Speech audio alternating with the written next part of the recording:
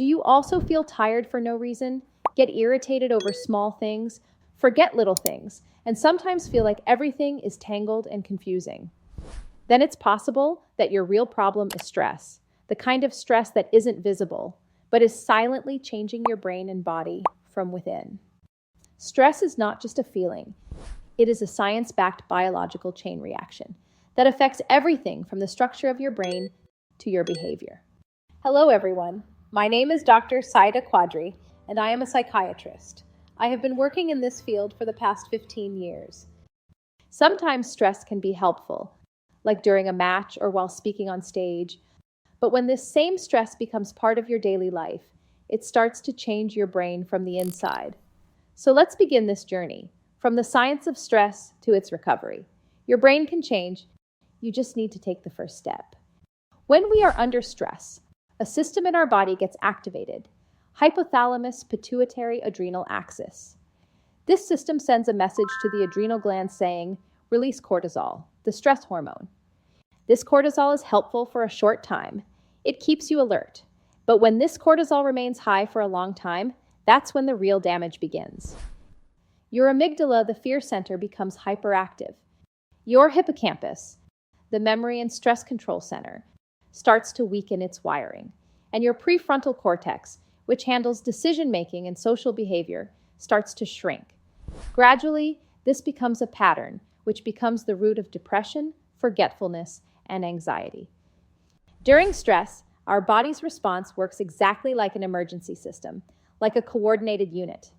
First, the brain detects the threat and immediately activates the hypothalamus pituitary adrenal axis. The hypothalamus sends a signal to the adrenal glands, release cortisol, which is the primary stress hormone. Cortisol puts the entire body into alert mode. After that, the heart starts beating rapidly so that more blood can reach all parts of the body. The lungs increase their activity, speeding up the flow of oxygen. The muscles become alert, ready for a possible fight or flight. But at the same time, our prefrontal cortex, which is responsible for reasoning, judgment, and decision-making, gradually gets suppressed. This means your body is getting ready for action, but your ability to think and understand begins to weaken. That's why even a calm-natured person can suddenly make an impulsive decision, like resigning in anger, and later regret it. The stress response is a biological reality, but by understanding it, we can learn how to manage it. In a famous neuroscience experiment, it was observed that when a mother rat gave her babies love and care, the babies' brains developed more cortisol receptors, which helped them handle stress more effectively.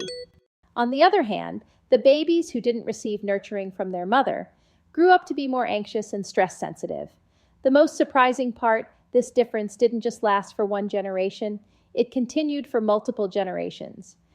This is called an epigenetic change, which means the behavior of the genes changes, not the DNA itself.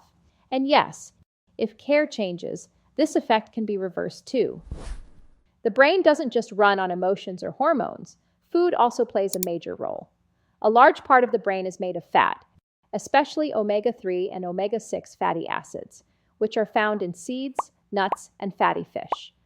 If instead of these, you consume trans fats and junk food, the speed of your brain slows down.